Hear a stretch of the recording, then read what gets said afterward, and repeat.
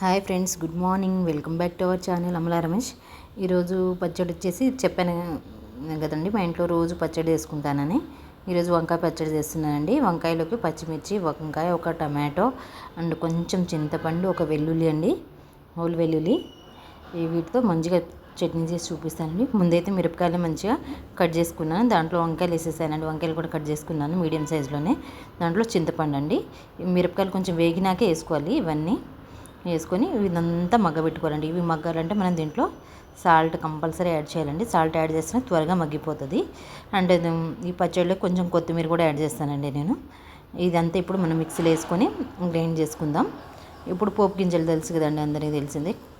పోపు గింజలు అండ్ ఏమంటారు, ఎండుమిర్చి, కరివేపాకు రుబ్బేసానండి. మంచిగా పోపులో ఈ పచ్చడి తీసుకెళ్ళి కలిపేసాను. చూడండి ఎంత బాగుందో. చాలా అంటే చాలా బాగుంటుంది ఫ్రెండ్స్. వేడివేడి అన్నంలో వంకాయ పచ్చడి వేసుకొని తింటే ఆ రుచి వేరబ్బా. Thank you so much.